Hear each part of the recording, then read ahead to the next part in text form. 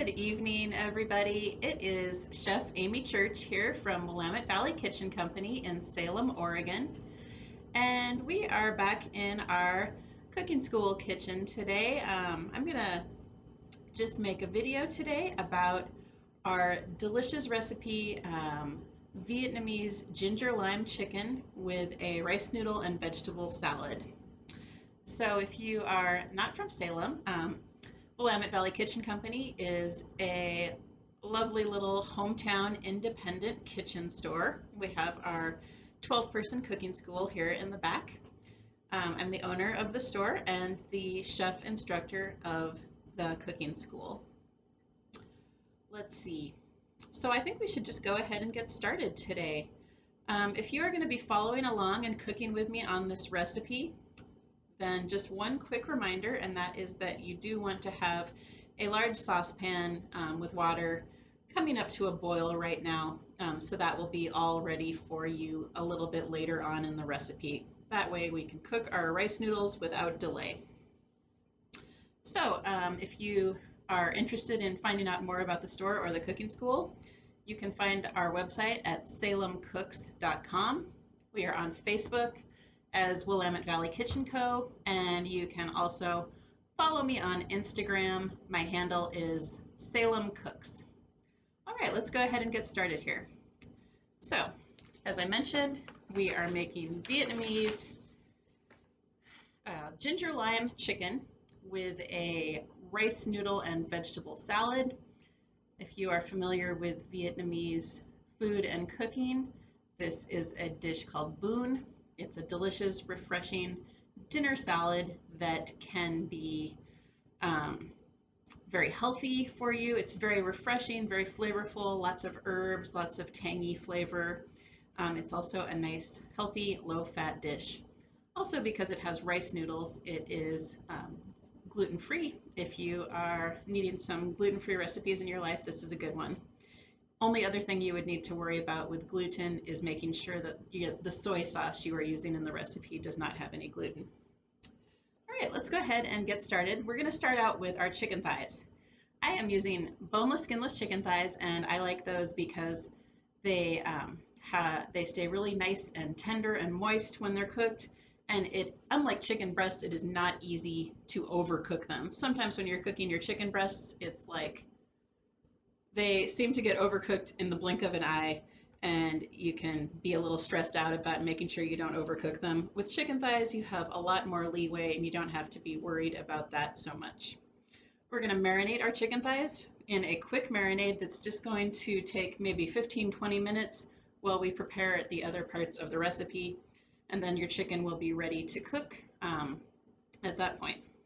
So I have a dish of boneless, skinless chicken thighs here. This was a package of about 8 of them, so around 2 pounds is what you're looking for. And depending on the brand you get, you may need to trim them up a little bit. Obviously they don't have any skin or bones, but sometimes your chicken, when you buy thighs, will have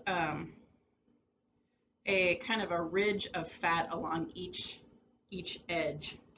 And if there is a lot of fat on there and you're wanting to just make this dish as low fat as it can be, just go ahead and take your knife, remove that dish so you can see what I'm doing there. Just go ahead and take your knife and just quickly trim off those excess pieces of fat along the 2 edges. You don't need to be stressed out about getting every single bit of fat off. That is really not necessary. Just get most of it off and you'll be good to go. So there is our trimmed piece of chicken thigh. I'm gonna put that in there with the rest of them. Get rid of this chickeny cutting board. And I'm gonna wash my hands over here.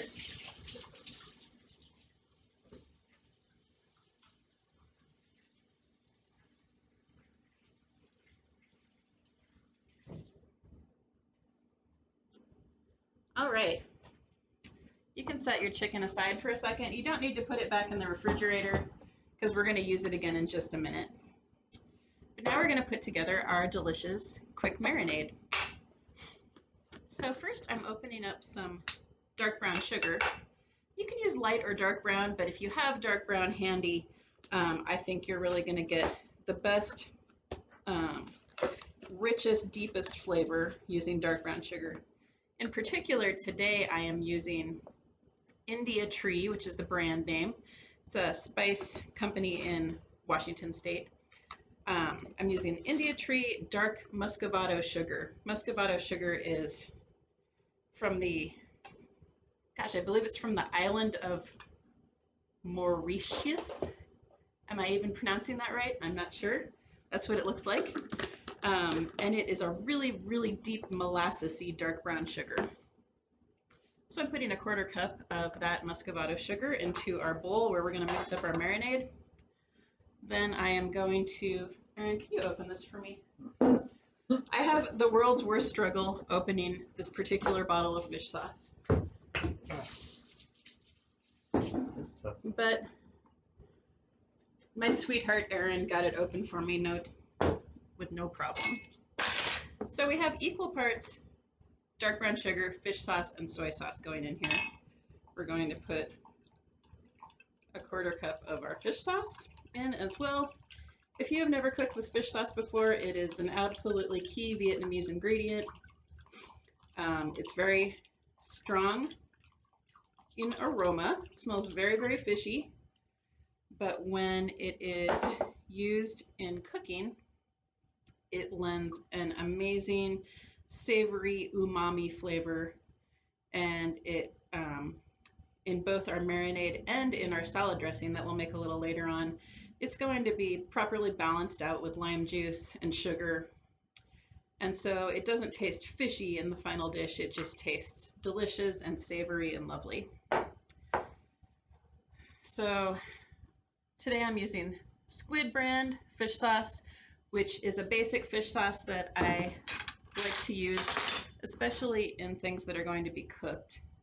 Sometimes I'll use red boat fish sauce in non-cooked, like dipping sauces, but I think the squid is a great economical option for things that are going to be cooked. And I'm using Yamasa soy sauce. I'm especially using this brand of soy sauce because their U.S. location, it's a Japanese company, but their U.S. location is here in Salem, Oregon. So I'm adding in my 1/4 cup of fish sauce and 1/4 cup of soy sauce. This is just a light soy sauce, not a dark or a thick soy sauce, just a regular light soy sauce. We're gonna add some garlic to this. We're making garlic lime chicken, and I like this to be nice and garlicky. So I have 6 nice big cloves of garlic here that are peeled. I am going to put them through our garlic press. When you cut up garlic, depending on how you cut it up, it can be more or less strong in flavor.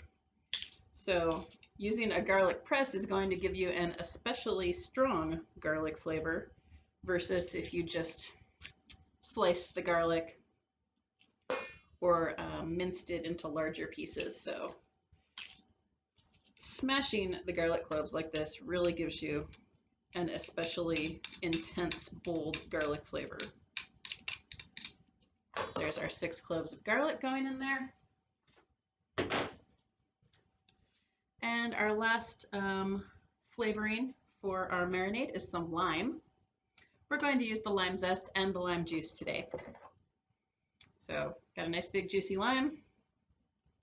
Gonna use a microplane zester.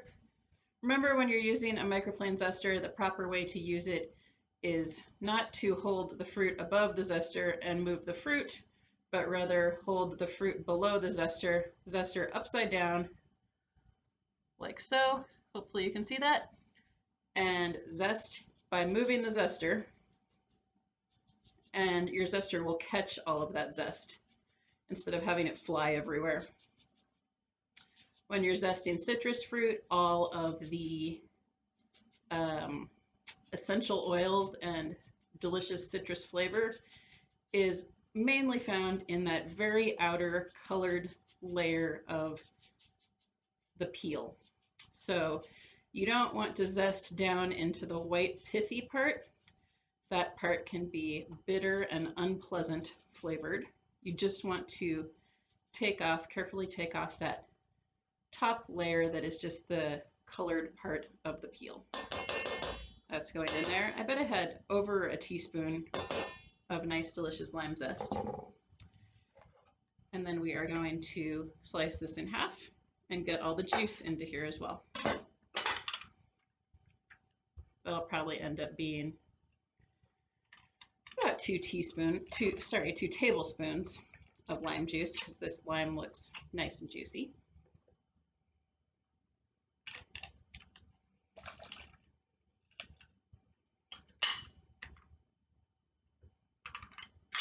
All right. One last ingredient for our marinade is a little bit of vegetable oil. I'm using 2 tablespoons of vegetable oil, and in particular, I'm using grapeseed oil. This is La Tourangelle grapeseed oil from California. I like to use grapeseed oil because it is extremely neutral in flavor. So it's not going to add a flavor that I don't really want in there. It's just going to be kind of invisible. It also has a nice high heat point, smoke point, I should say. So you can cook with it on a pretty high heat and not have the compounds in the oil breaking down. All right, I'm just giving this marinade a quick stir. It's a pretty liquidy marinade.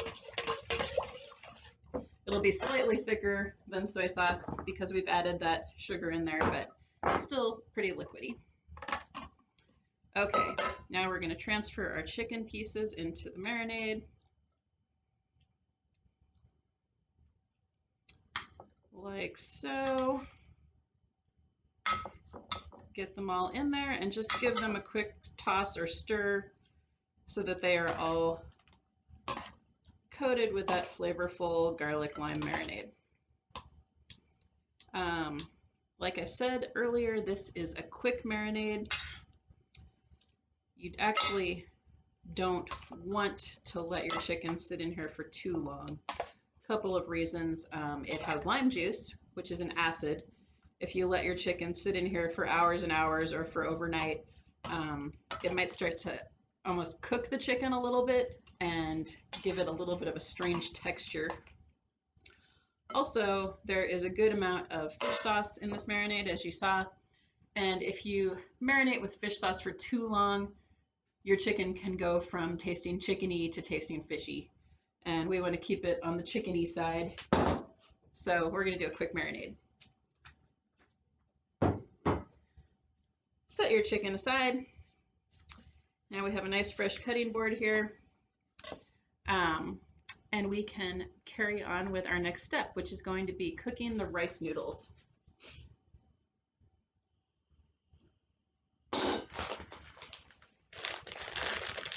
All right.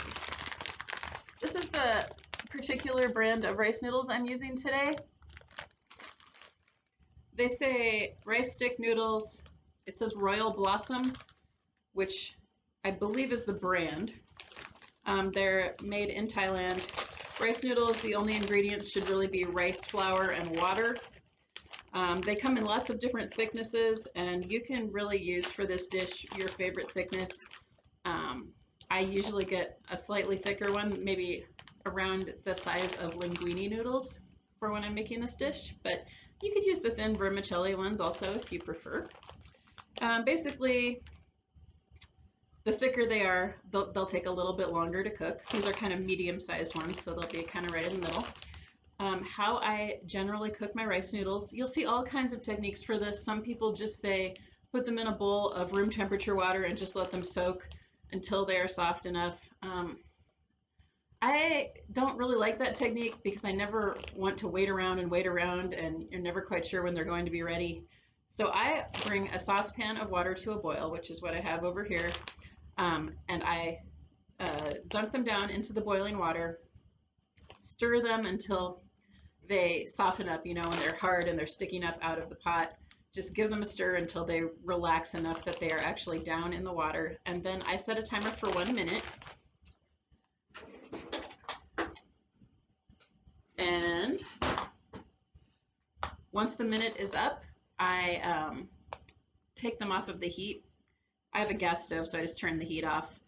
But if you don't have a gas stove, if you have an electric stove, I'd actually take them off the burner. And then I just let them sit and test them occasionally until they are ready. I don't have a good explanation for why this is, but it seems like different brands of rice noodles take widely varying different amounts of time to cook. So just keep testing your noodles as they sit there in the hot water off the heat until they are the tenderness that you like, and then you'll go ahead and drain them and rinse them. But for now, let's just get these in the hot water. I'm being so weird right now because I only want about half of these. And of course, they're all stuck together. Aaron, do you think that'll be enough for our 4 people that are eating tonight? Yeah. Okay.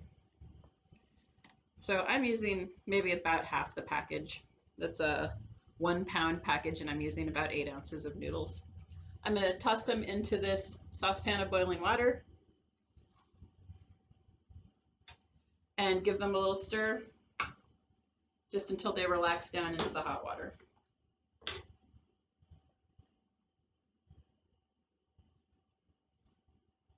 I'm sorry we don't have a camera on our stove today, but I will bring things over to show you on this camera as needed. Don't worry, you're not missing much right now.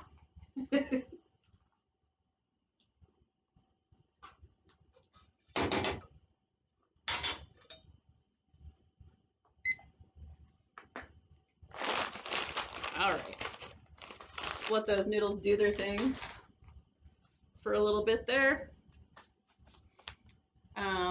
I have ready to go over here just a strainer of whatever sort you like to use. Just make sure it's fine enough that your noodles aren't going to go through it. Strainer or a colander, and then I just have a bowl. So I'm going to, once they are soft and ready to go, I'm going to pour them through the strainer, and then I'm going to immediately get cold water from the sink on them so that they completely stop the cooking and cool off. I don't want them to get overcooked and mushy. I want them to be just the right, nice, soft but chewy texture. And then I'll put them in this bowl after they are rinsed off and cooled off. So that's all you need to have ready for that. I'm gonna go check on them here.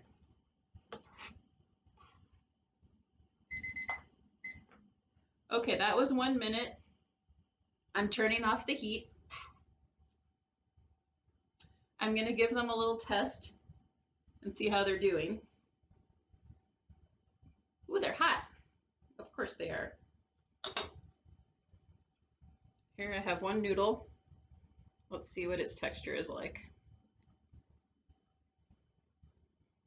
Still a little chewy.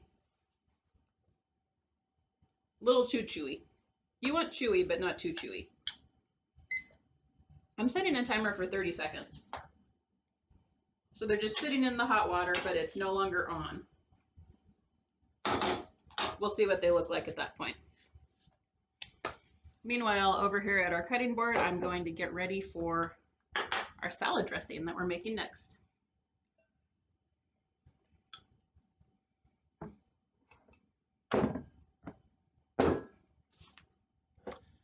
All right.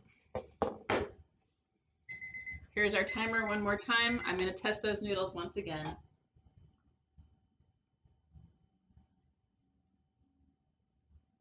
So hard to grab one. These are slippery rice noodles.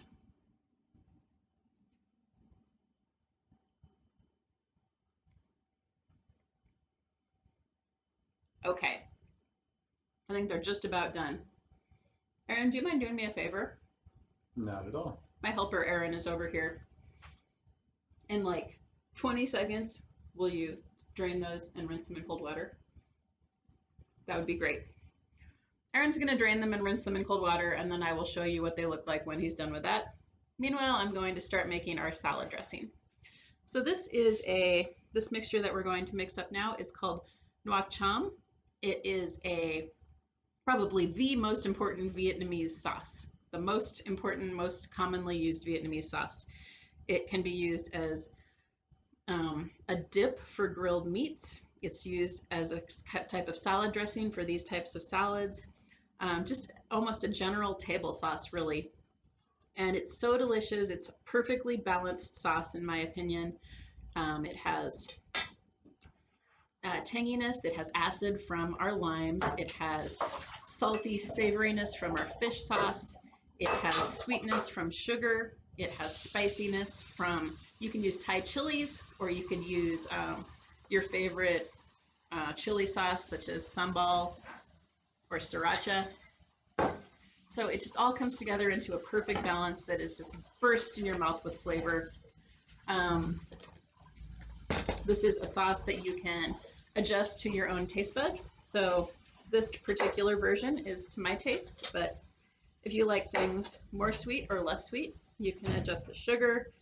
If you taste it and you don't want it to be as tangy, well, it's hard to take out lime juice, but I would add a little more sugar at that point, and that will balance out the tanginess. If it doesn't taste quite salty enough or quite savory enough to you, you can add a few more dashes of fish sauce. So everyone's version is different, and this is my version. So I'm going to do equal parts of lime juice, water, and fish sauce. Interestingly, this dressing has water in it, and that is there because the fish sauce can be really intense without that, but with the water, it just kind of mellows out into a nice, delicious flavor. So I'm making a nice big batch of this because I like to have lots of this dressing. I use it as a salad dressing, and then I like to serve extra on the side for people to dip their pieces of chicken into. And another great thing about this sauce is if you are watching out for fat in your diet, it is a fat-free sauce. Did you say to put these in cold water? Yes, please. Okay. Well, I mean, they can just be rinsed off once they're cold. So they can be drained once they're cold. Okay. Yeah. So I'm squeezing limes here. You don't need any of the lime zest for this sauce. And I'm looking for 1/3 of a cup today. But again, what you really want, no matter the size of batch you're making, you want equal parts of lime juice, water, and fish sauce. Let me take a look at my measuring cup. We're almost there. These are big limes. So normally it takes me about 4 limes to get 1/3 of a cup, but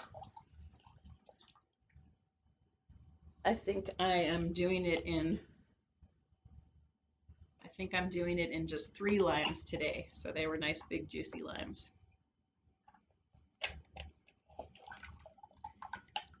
Okay. We'll save that one. I already cut it up, but we'll save it for a garnish.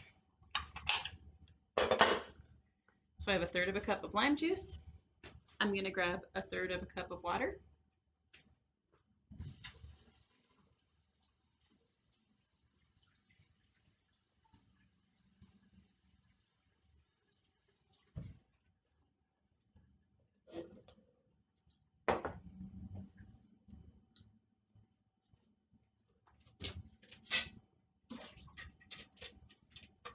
And I just wanted to show you these noodles real quick. So Aaron drained them from the hot water, and then he ran them under cold water to cool them off completely. And here they are. They're perfectly cooked and nice and soft, but still have a nice bite to them. And those can just sit over here until you're ready to use them. If you let them sit for quite a while, they will tend to clump together into a little ball, but don't be worried about that. Just run them under a little bit more cold water right before you're going to use them and drain them again, and they will release and come apart. If you are cooking with me today and you still haven't gotten your noodles all the way cooked, again, just be patient. Just leave them in that hot water. Just keep testing them every minute or so. Like I said, different thicknesses of noodles, different brands of rice noodles, they just take a little bit longer or less amount of time depending on the brand. So don't be frustrated. Just keep testing them as you're finishing the rest of your cooking. All right, so now we have 1/3 of a cup each of lime juice and water, and I'm going to add the final 1/3 cup, which is going to be fish sauce.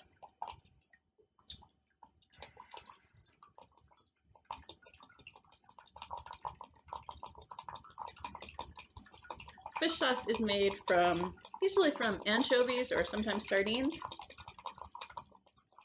They are pressed with salt, traditionally like in big clay vats and out in the sun. And the liquid that comes out, that very salty fish essence, is what fish sauce is. So it is very, very savory, very intense aroma, but very delicious. All right, we're gonna add some sugar to this. For this amount, we have 1 cup of liquid right now, 1/3 cup each. For this amount, to my taste buds, I like 3 tablespoons of sugar in here. That for me is the perfect balance. But again, you can adjust that to your own tastes. I had some students in our class earlier who mentioned that they prefer not to have sugar in their diet at all, or as little as possible. And one of them used stevia as a sugar substitute. And I believe another person used a monk fruit sugar substitute. And I think we were successful with both of those experiments. So if you are trying to avoid sugar, go with whatever your favorite sugar substitute is, and I'm sure it will be just fine for you. Again, just carefully taste it and see. You may need to adjust the amount. I'm not super familiar with those sugar substitutes, so they may be a little sweeter or less sweet. All right, this is kind of a non-traditional ingredient for nuoc cham, but I like it. I think it adds a little brightness. It's just regular plain rice vinegar. This is the non-seasoned kind, so just vinegar, no sugar and salt in here. And I just put 1 tablespoon of that in for this amount of dressing. And then an optional ingredient is to add some chili to here, and I like a lot. Erin and I, my spouse Erin and I, like our dressing to be nice and spicy. So a couple of options. You could mince up some Thai bird chilies if you'd like to do that, and that would be delicious and super spicy. Those little tiny chilies are really, really hot. What I usually do, though, just because it's so handy and I always have it in my fridge, is I use this. It's chili garlic sauce, often called sambal. This is actually a Vietnamese brand. Sambal actually comes originally from Indonesia, but this is a Vietnamese version of sambal, and it is made in Southern California, actually. So look for this one with the green lid. It is a delicious chili sauce if you like spicy foods, and it does have a rooster on it, but it is not sriracha. You can put in 1 to 2 teaspoons of this. I always just eye it, and I probably end up putting in about a tablespoon, honestly, because we like it really spicy. Stir that up. You can probably see how my dressing turned orange when I stirred that in, so I really do use a nice healthy amount of the chili sauce. Okay, just give that a good stir. You want to make sure that that sugar that you added in there is nicely dissolved. We'll stir it one more time before we use it. That's your salad dressing, all ready to go. Let's go ahead and prepare some of our vegetables.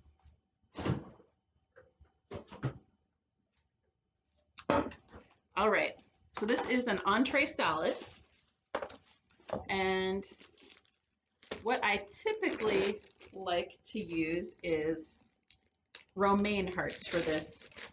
The reason being that they are nice and crunchy, and I like this to be really nice and crunchy. It's a good contrast with the texture, kind of like the soft, chewy texture of the rice noodles.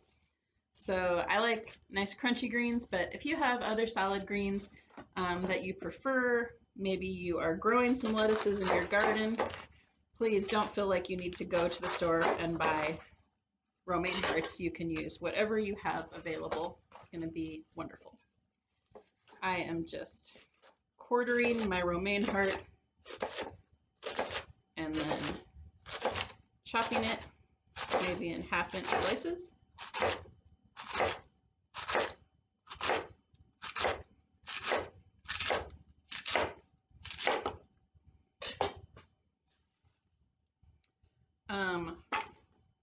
For 4 people, we'll probably want to do 2 to 3 romaine hearts depending on their size.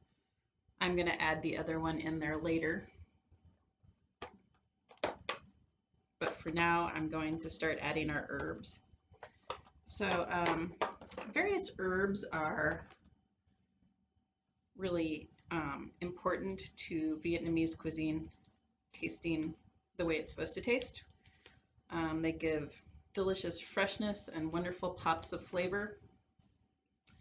So I like to just coarsely tear various herbs and just add them right into our romaine mixture here that we have in the bowl.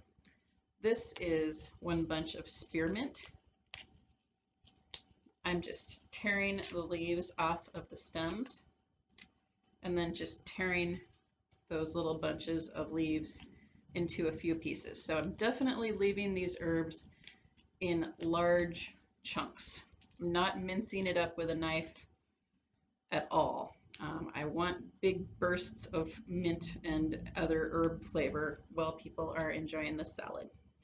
One of the fun parts of eating this salad, in my opinion, is that every bite is kind of different, and one bite will have one type of herb and you'll get a nice burst of that flavor, and then so on and so forth with all different flavors of herbs. So tonight I'm using my 3 favorite herbs that are often found in this salad, and that is spearmint, Thai basil, and cilantro. If you can't find one or more of those, it's perfectly fine if you don't have all of them, so don't feel stressed out about that, but try to find at least one of them. Here is our bunch of Thai basil. You can see that's very pretty. There's like a nice purple blossom or bud right there. Thai basil definitely has a similar but definitely noticeably different flavor from Italian basil. When I smell it, what kind of strikes me about it is that it's kind of has a noticeable kind of licorice aroma. So it's delicious.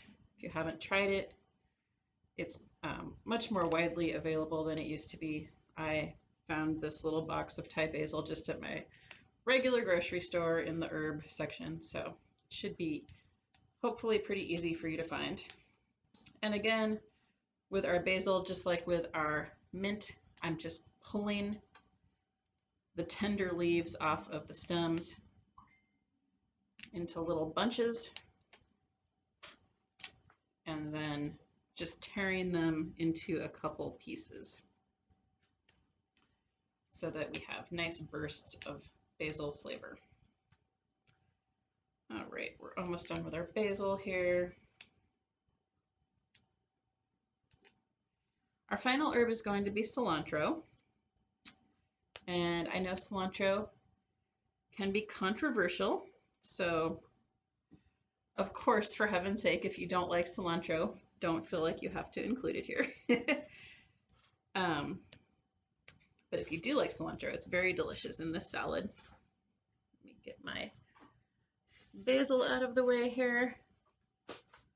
Unlike those other 2 herbs, the cilantro, you can actually just use the tender stems along with the leaves. I have about half a bunch of washed cilantro here. And you can see I washed it in a salad spinner and there's definitely stems in there.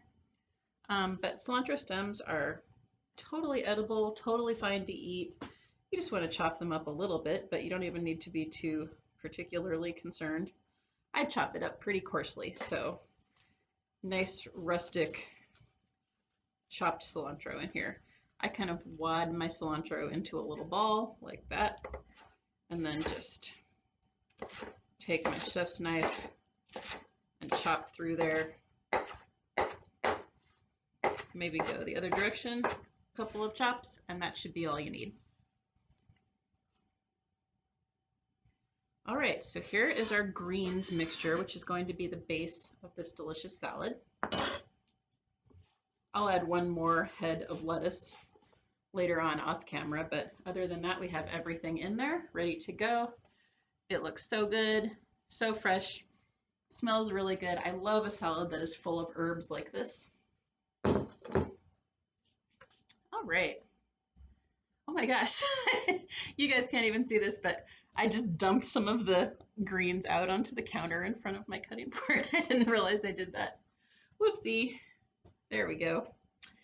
All right, I'm gonna go ahead and turn on the pan and start heating it up for our chicken.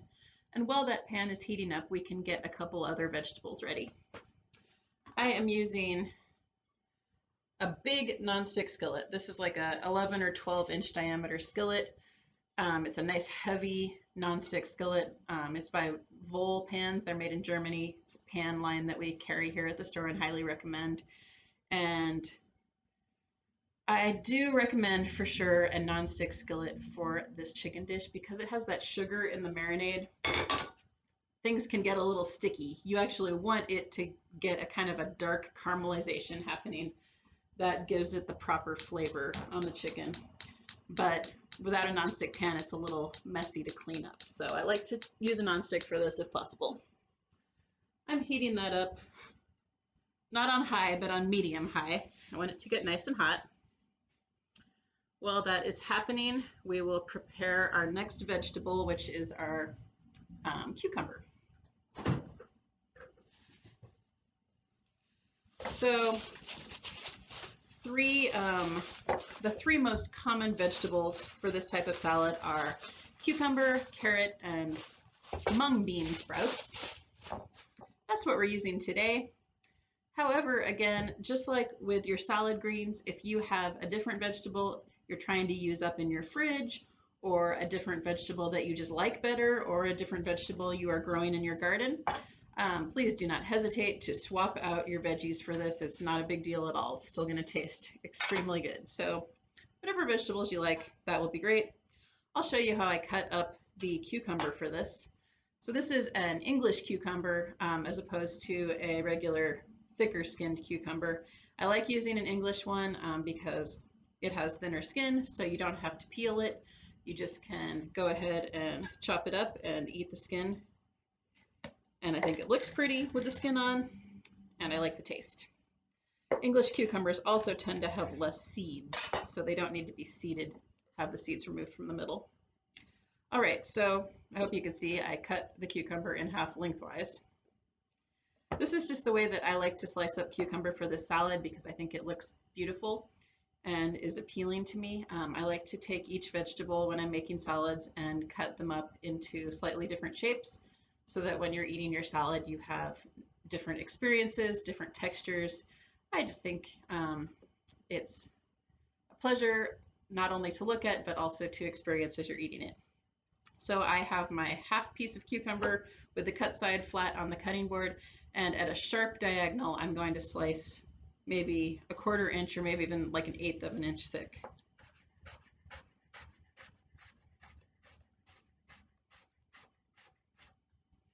This is going to give you pieces that look like that. And I don't know if you can see the thickness there, but I just think those are a pleasant looking shape of cucumber. And another thing you can do with these is if you really want to get fancy and you're plating up this dinner for somebody, you can make little fans out of them like so, which looks really attractive.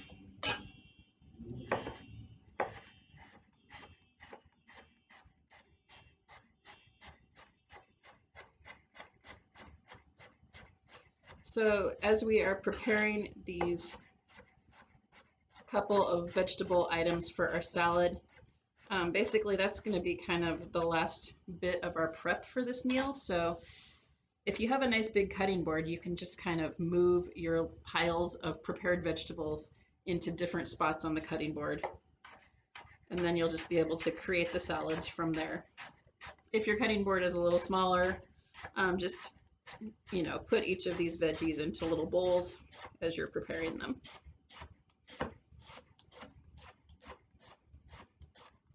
All right, I'm just about done with this cucumber, and I bet our pan is just about hot for our chicken. If you are following along at home on this recipe and you have the amount of chicken that I did, which was about 8 pieces, Even with a great big pan like this, I'm still going to do my chicken in 2 batches because I don't want to crowd the chicken. I want to give it plenty of space to cook nicely and get nice and brown. If you pile a bunch of chicken in there, it's just going to steam on top of each other and it won't have an opportunity to get the proper brown color and caramelization that you want for your chicken. So um, I'll just cook 1 batch here on the video and show you how that works. But when you're at home, if you are cooking this size of batch of chicken, definitely cook it in 2 batches. I'm going to add around a tablespoon of, again, the same grapeseed oil to my hot pan. Give that a little swirl.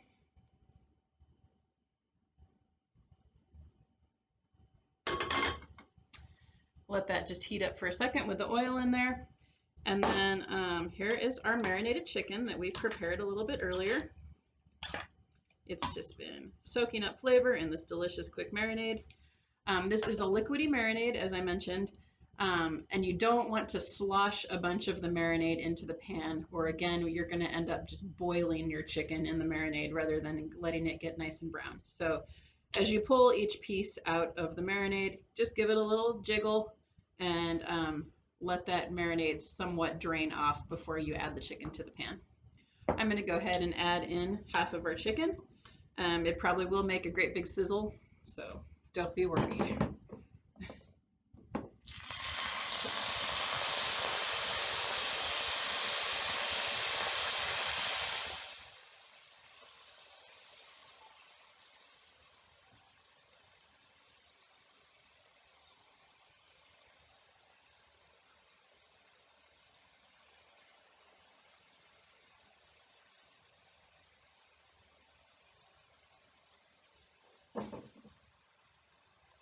All right, I'm going to set our timer for about 3 to 4 minutes, depending on the size of your chicken thighs. If they're really big, go with 4. If they're smaller ones, go with 3.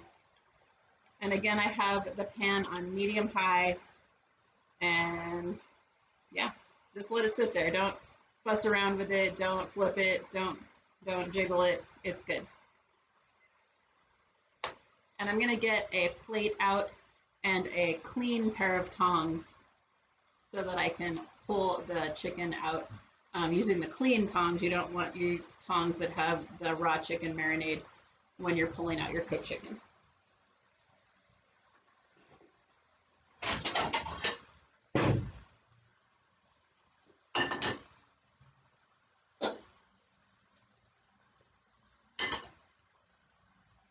All right, as we wait for that chicken to cook, we're going to prepare our next vegetables, which are carrots. Usually I just use 1 big carrot, but these carrots are smaller, so I'm going to use 2. I have washed them, but I am going to peel them. These are store carrots, so I usually peel carrots from the store.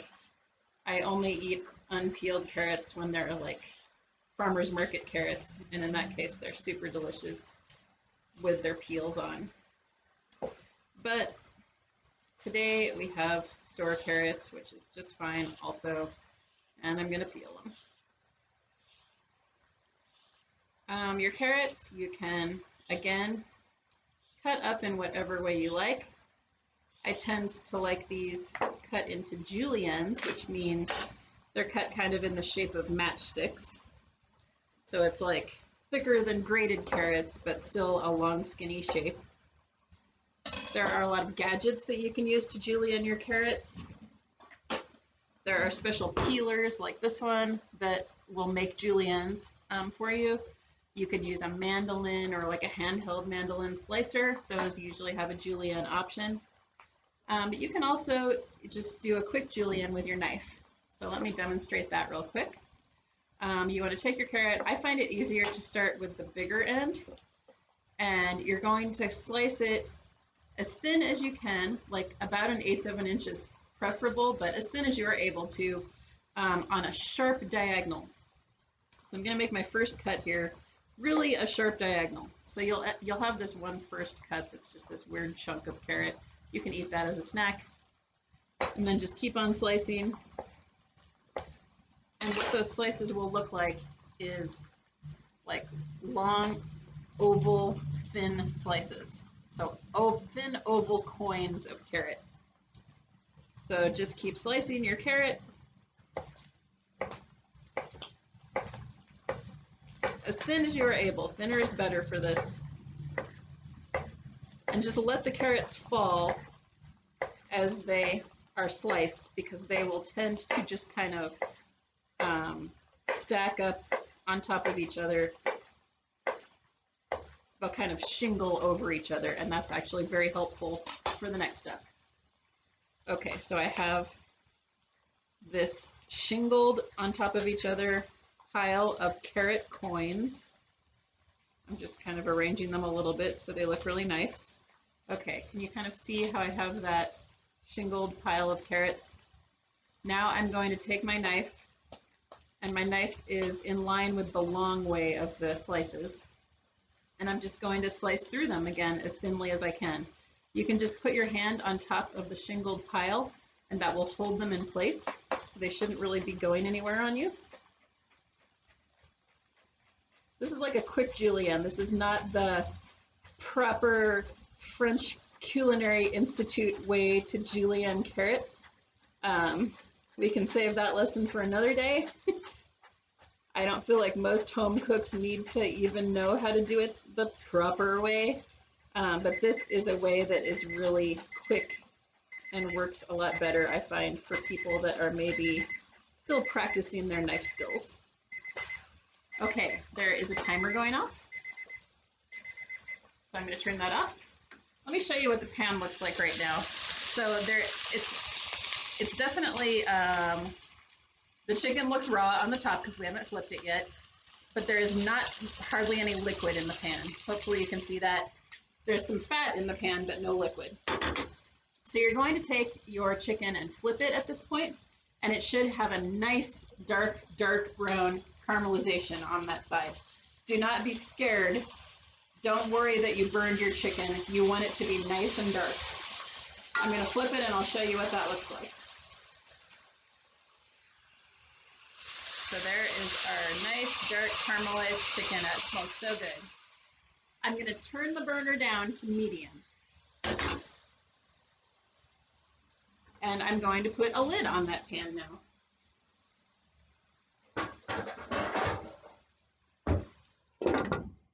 And I'm going to set my timer for, again, another 3 to 4 minutes, depending on how big your chicken thighs were. Okay, with the lid on the pan, and make sure you've turned the heat down. You don't want it with the lid on medium-high. You'll end up with some burned chicken. But with the lid on that pan over medium heat, what's going to happen is some of the moisture in the chicken is going to come out and get trapped in the pan. And on this side, it will kind of steam a little bit and finish cooking that way. And it will almost create a little bit of like a caramel sauce in the pan. Very tasty. Here is our julienne, not julienne chicken, julienne carrots that I created with my faux julienne technique. And our third vegetable is mung bean sprouts. So happily, those do not really require any prep. Just open up your bag of mung bean sprouts. Make sure they are nice and fresh. Mung bean sprouts are very perishable, so make sure they're nice and fresh and not old. But we're just going to add some of those into the salad just as is. And then we have 2 final garnishes for on top of our salad. One is some sliced green onion.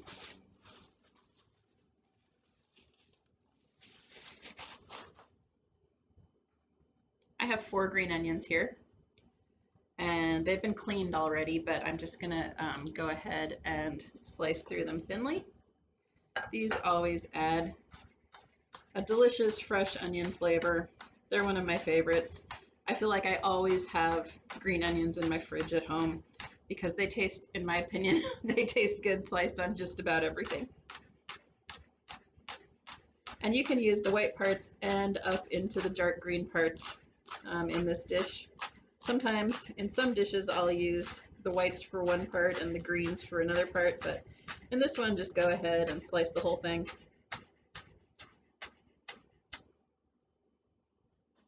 like so. Use my little pusher to slide those over here. And then our final garnish is going to be some peanuts. These are great on the top of your salad. They add a nice little bit of a salty crunch. Whatever kind of, roasted or dry roasted peanuts, I like them salted. They don't need to be salted. In fact, you could even use Spanish peanuts also. So any kind of peanuts you like, really. But I'm just gonna do a little product recommendation here. I am kind of obsessed with these peanuts from Costco. If you like peanuts and you have a Costco membership, I highly recommend this product. It is $6.99 for this giant can of peanuts. What a deal. And they're super big and super crunchy and delicious. So definitely check out those peanuts, folks. So I have a little bowl of them here, and I'm just going to chop them up just a little bit. You don't want them crushed up into dust, but I feel like it's nicer if they're chopped a little bit rather than being absolutely whole. Kind of am looking for each peanut to be cut in half once. You don't have to be super perfectionist about that, but that's the size you're looking for. Our timer is going off again here, so that means our first batch of chicken is done. Let's turn that timer off and take a look.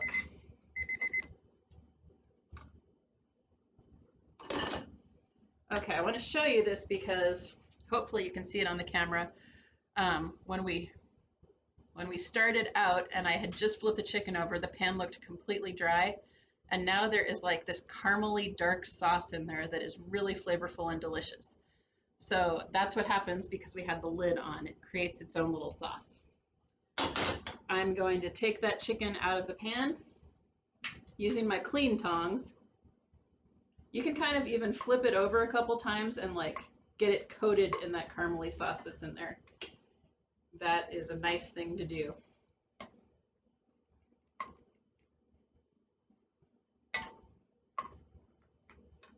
Okay. So now let's think about everything we've prepared so far. We have our chicken here, which is just coming out of the pan. If you're at home, you'll have one more batch to cook, but that's just fine. We have half of it done right now. We have our rice noodles, which we cooked just with our simple method of boiling them for a small amount of time and then letting them soak until they were done. We have our delicious, delicious salad dressing ready to go here. Just give that one last little stir. Make sure the sugar is all dissolved. We have our greens mixture. This is romaine hearts, spearmint, Thai basil, and cilantro. We have fresh cucumber, fresh carrots, fresh mung bean sprouts, and then for garnish, we have sliced green onions and chopped salted peanuts. For our last step here, I'm just going to go ahead and put one of these delicious salads together for you so you can see what it looks like. So we're going to start. I like to use, if you have these type of bowls, I consider this like a wonton noodle soup or a ramen bowl. You can get them at, check out your local Asian market, and most of them will have a nice bowl like this, and I feel like this is the perfect size bowl for this salad. I'm going to start out with a little bed of the rice noodle. So if you go to grab your rice noodles, actually these ones are still, they're just starting to clump up, but I think I can still get them out of here in a smaller clump. But if they are in one giant clump, just go ahead again and rinse them under cold water one more time and they will separate. So I am getting a clump of them that is maybe a half a cup to 3/4 of a cup. This is totally up to you whether you like more noodles and less salad or more salad and less noodles. At our house, we like more salad and less noodles. So I'm just doing a small little base of noodles there. I'm going to top that with a nice hearty helping of our greens mixture, greens and herbs mixture. So that's filling almost the entire bowl. the rest of the way with those greens. Then you can take some of the beautiful cucumber slices that we've made. If you like to get fancy here, you can arrange things almost like you're making, if you're familiar with an American style Cobb salad, you could kind of arrange little piles of each ingredient here on top of your bed of greens. I have cucumbers and then the carrots. I forgot to mention also, this salad is a great opportunity to use a spiralizer if you have one at your house. So you could spiralize the carrots and or the cucumber if you want to try out your spiralizer. There's a little pile of our mung bean sprouts. I'm going to grab a piece of chicken.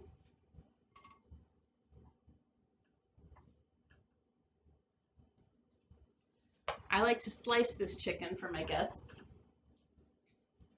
I slice it about into 1/2-inch slices. It looks so flavorful, nice and juicy. So there is our piece of chicken. Chicken thighs aren't huge, so it depends on your guest's appetite, whether they're going to want 1 or 1.5 worth of slices or even more. You can see how much each person wants. We will sprinkle the top of the salad with some beautiful sliced green onions and chopped peanuts. Okay, so here is our finished salad bowl, looking really tasty. You'll notice I have not put the dressing on yet. I like to serve the dressing in a little ramekin on the side.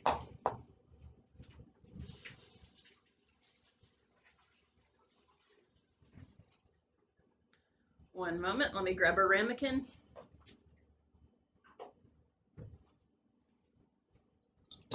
Give that dressing one final stir. This is why I like to make lots of dressing, so that each person can have a nice little bowl full of dressing. When you're eating this, what I like to do is pour about 1/2 of my dressing onto the salad so that it's dressed, and then save the other 1/2 and use it as a dip for the delicious chicken. So here is our finished product, our delicious Vietnamese garlic lime chicken with rice, noodle, and vegetable salad, and our yummy salad dressing on the side there. Thank you so much for joining us today and hopefully cooking along with me if you had the opportunity to do that.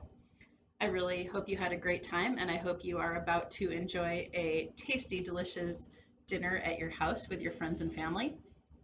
Again, one more time, don't forget, we are here at Willamette Valley Kitchen Company. Our website, you can find us online at salemcooks.com.